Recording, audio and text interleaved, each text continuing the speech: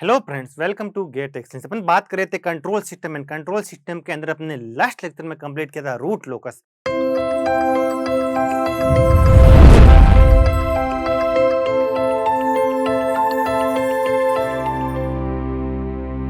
और आज अपन स्टार्ट करने वाले हैं फ्रीक्वेंसी रेस्पॉन्स एनालिसिस, जो कि एक मोस्ट इंपोर्टेंट टॉपिक है। ये भी आपकी रूट लोकस की तरह आपका इंपॉर्टेंट टॉपिक है, इससे भी क्वेश्चन बनने के चांसेस हैं।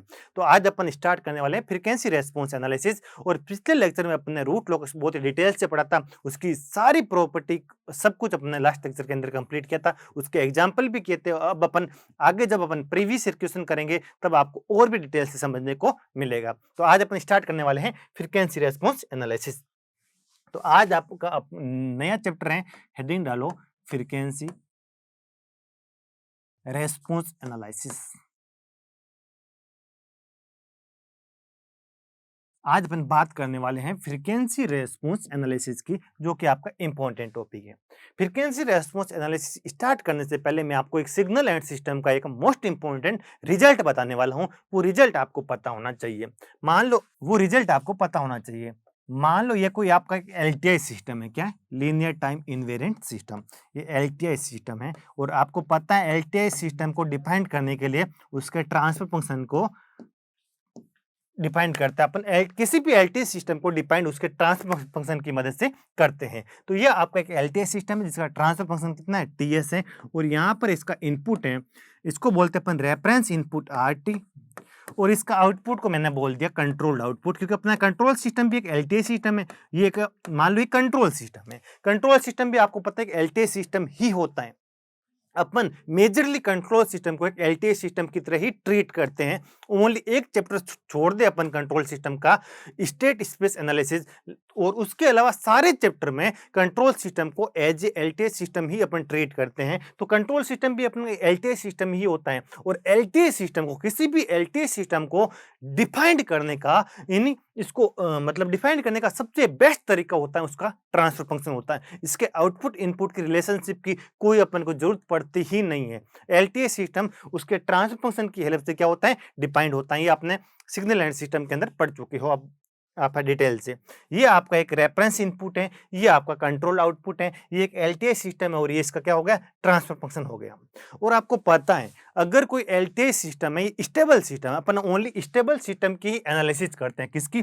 स्टेबल सिस्टम की एनालिसिस करते हैं। तो आपको पता है अगर स्टेबल सिस्टम है तो इसका ये ट्रांसफर फंक्शन की आरओसी इसके ना जी ओमेगा इसको क्या करेगी? कवर करके चलेगी। आपको पता है अगर कोई स्टेबल, आपने सिग्नल सिस्टम के अंदर लाप्लास के अंदर पढ़ चुके हो, एक सिस्टम की एलओसी हमेशा जी ओमेगा एक्स को इंक्लूड करती है। तो यहाँ एस की जगह अपन, जब एस की जगह जी ओमेगा पुटअप कर सकते हैं, बिल्कुल पुटअप कर सकते हैं, क्योंकि अपन ओनली एक स्टेबल सिस्टम की बात करते हैं। और स्टेबल सिस्टम की मैं अगर आरओसी की बात करता हूं तो वो कुछ ऐसे होगी, वो अपन की जे ओमेगा एक्स को क्या करेगी? इंक्लूड करेगी। तो जे ओमेगा एक्स को पक्का इंक्लूड करती है अगर सिस्टम स्टेबल है, और अपन का स्टेबल ही लेके चलते हैं, क्योंकि अपन एनालिसिस ओनली स्टेबल सिस्टम की ही करते हैं। तो यहाँ पर अपन एस की जगह जे ओमेगा पुटअप कर सकते हैं। जब अपन एस की जगह किसी स्टेबल सिस्टम के ट्रांसफर फंक्शन के अंदर एस की जगह जे ओमेगा पुटअप करते हैं तो टी इक्वल टू कितना हो जाएगा? जी ओमेगा। इसको ही अपन बोलते हैं frequency response of the system. Frequency response किसको बोलते हैं? टी ऑफ जे ओमेगा को। फ्रीक्वेंसी रेस्पॉन्स एनालिसिस कोई रॉकेट साइंस नहीं है। फ्रीक्वेंसी रेस्पॉन्स एनालिसिस क्या होती है?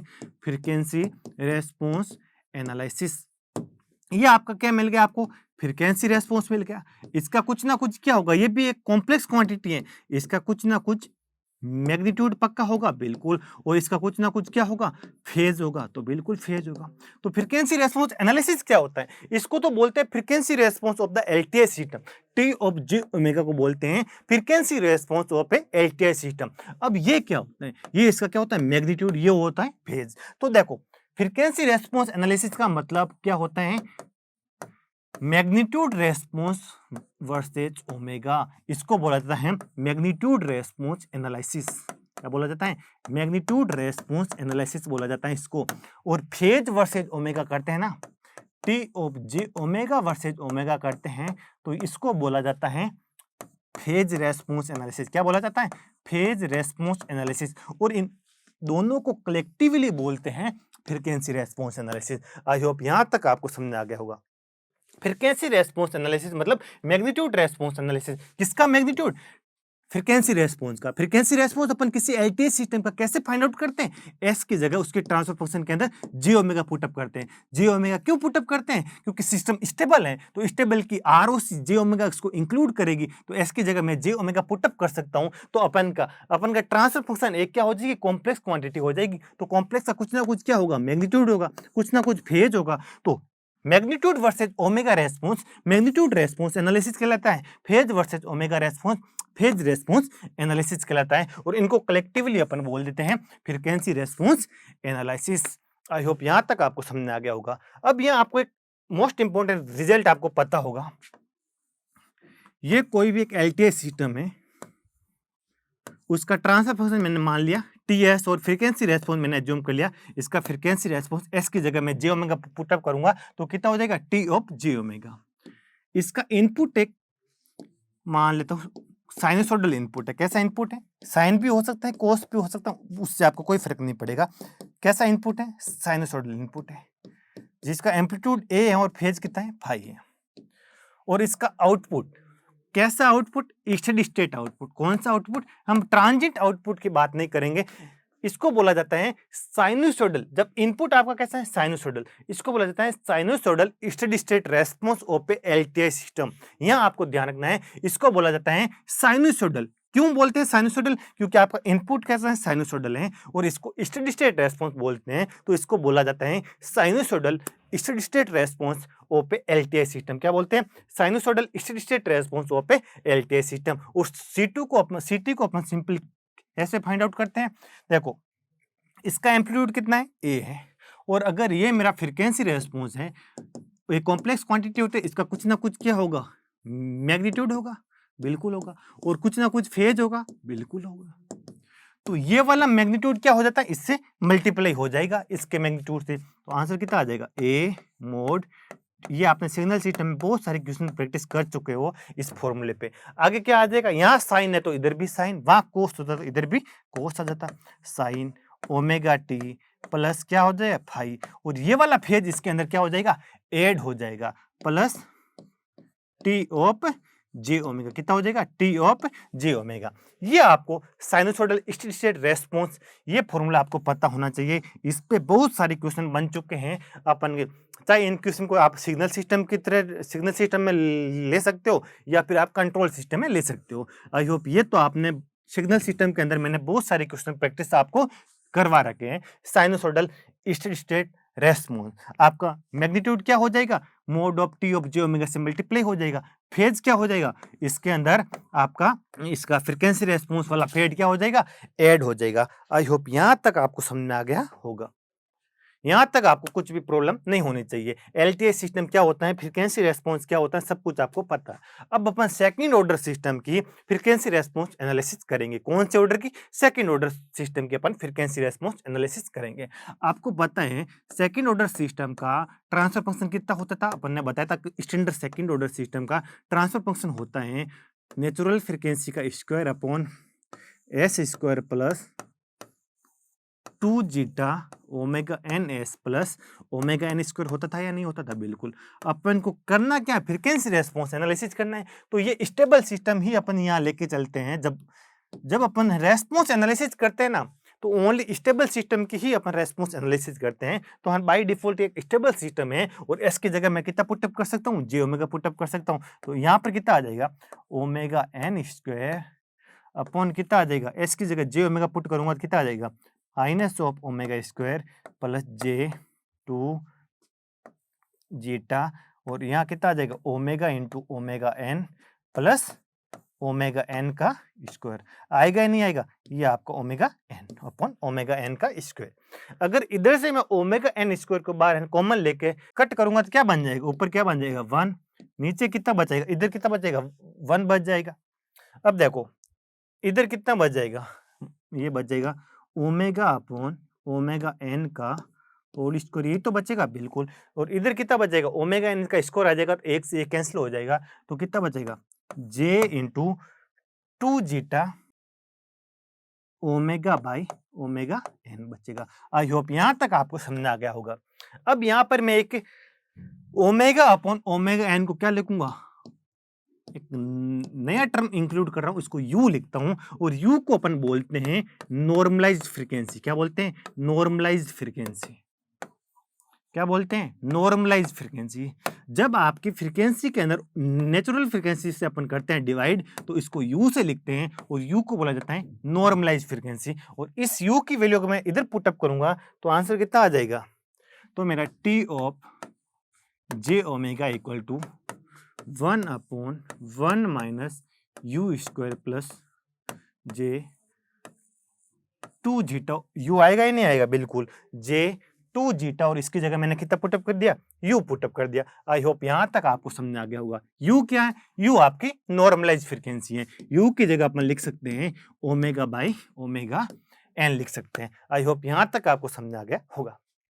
अब देखो, अब अपन इसका अगर एम्पलीट्यूड निकालने की कोशिश करते हैं, मैग्नीट्यूड निकालेंगे तो कितना आ जाएगा, इसका मैग्नीट्यूड आ जाएगा 1/√1 माइनस यू स्क्वायर का whole square plus 4 zeta square u square. होगा या नहीं होगा, बिल्कुल। ये आपका क्या हो गया, मैग्नीट्यूड हो गया। और इसका अगर मैं फेज की बात करूंगा तो इसका फेज कितना हो जाएगा, टी ऑफ जे ओमेगा।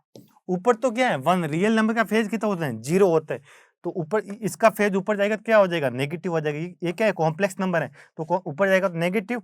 और कॉम्प्लेक्स नंबर कितना होता है, tan इनवर्स, इमेजिनरी पार्ट कितना है, ये अपन का 2 जीटा यू, अपॉन इसका रियल पार्ट कितना है 1 माइनस यू स्क्वायर, अपॉन में कितना आ जाएगा 1 माइनस यू स्क्वायर। ये इसका हो गया एम्पलीट्यूड, ये इसका हो गया फेज। और मैंने आपको बताया था फ्रीक्वेंसी रेस्पॉन्स एनालिसिस मतलब magnitude response analysis and phase response analysis, यही तो होता था। अब अपन यहाँ कर रहे हैं फ्रीक्वेंसी रेस्पॉन्स एनालिसिस। इसका मतलब यहाँ क्या आ जाएगा, आपका मैग्नीट्यूड रेस्पॉन्स एनालिसिस भी आएगा और फेज रेस्पॉन्स एनालिसिस भी आएगा। तो देखो, ये अपन का ओमेगा अक्स हो जाएगी, ओमेगा अक्स ले लो चाहे यू ले लो, यू तो क्या ओमेगा ही तो है, यू क्या omega upon omega n, u omega का ही फॉर्म है। ओमेगा को जब अपन ओमेगा एन से डिवाइड करते तो क्या आ जाता है, यू आ जाता है। यू लिखो चाहे ओमेगा लिखो एक ही बात है। यू क्या हो जाएगी अपन की नॉर्मलाइज फ्रीक्वेंसी हो जाएगी। ये अपन का फेज अक्स लेता हूं मैं, इधर इधर भी अपना क्या है, यू है। ये अपन का हो गया फेज वाला फाई वाला, और ये मेरा क्या हो जाएगा, मैग्नीट्यूड अक्स। क्या हो जाएगा, ये मेरा हो जाएगा मैग्नीट्यूड अक्स। मैं इसको एम लिख देता हूं और इसको क्या लिख देता हूं, फाई लिख देता हूं। क्या लिख देता हूं, फाई लिख देता हूं। आई होप यहां तक आपको समझ आ गया होगा। तो ये मेरा क्या हो जाएगा, मैग्नीट्यूड रेस्पॉन्स, ये क्या हो जाएगा, फेज रेस्पॉन्स। आई होप यहां तक आपको पता चल गया होगा। जब मैं u की वैल्यू है ना 0 पुटअप करूंगा तो इसके अपन को वैल्यू कितनी मिलेगी, ये 0 हो जाएगी, 0 हो जाएगी। ओवरऑल वैल्यू अपन को कितनी मिलेगी, 1 मिलेगी। क्या मिलेगी, 1 मिलेगी, 1.0। अब देखो, अब अगर मैं इसको u के साथ वेरी करके इसका अगर ग्राफ को फॉर्म करूंगा, इसके मैग्नीट्यूड रेस्पॉन्स को फॉर्म करूंगा इन m वर्सेज ओमेगा लिखो चाहे u लिखो, दोनों एक ही चीज है। ओमेगा अपॉन ओमेगा एन ही तो u है। अगर मैं u को अनवेरी करूंगा तो m भी होगा वेरी, और m अपना ऐसे वेरी होगा, वो कुछ ऐसे वेरी होगा। क्या होगा, कुछ ऐसे वेरी होगा। इस फ्रीक्वेंसी को अपन बोलते हैं रेजोनेंट फ्रीक्वेंसी। क्या बोलते हैं, रेजोनेंट फ्रीक्वेंसी। यू है तो इसको अपन लिख देंगे यू आर लिख देंगे। क्या लिख देंगे, रेजोनेंट फ्रीक्वेंसी। इसको क्या कहते हैं, रेजोनेंट पिक कहते हैं। क्या कहते हैं, रेजोनेंट पिक कहते हैं, एम आर। ये क्या हो जाएगा, आपका रेजोनेंट पिक हो जाएगा एम आर। ये आपकी रेजोनेंट फ्रीक्वेंसी हो जाएगी यू आर। आई होप यहां तक आपको पता चल गया होगा। अब देखो, अगर मैं फाई का यू के साथ बनाऊंगा ग्राफ, तो फाई का यू के साथ कुछ ऐसा ग्राफ बनेगा।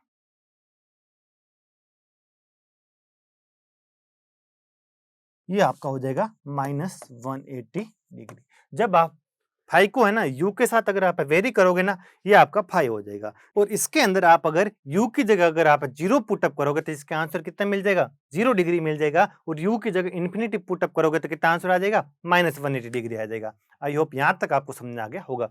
और आपके रेजोनेंट फ्रीक्वेंसी पे जो फेज होगा, उस फेज को अपन क्या बोलते हैं, जो आपका फेज होगा सिस्टम का, उस फेज को अपन बोलते हैं फाई आर बोलते हैं। क्या बोलते हैं, फाई आर बोलते हैं। आई होप यहां तक आपको समझ आ गया होगा। और जहां पर आपकी ये आपकी क्या है, इनिशियल फ्रीक्वेंसी या डीसी गेन बोल सकते हैं। अगर आपके इस गेन का 1/√2 हो जाएगा, जिस फ्रीक्वेंसी पे इस गेन का डीसी गेन का इन ओमेगा इक्वल टू 0 पे जो आपका मतलब सिस्टम का गेन होगा उसको क्या बोलते हैं, डीसी गेन नहीं बोलते हैं।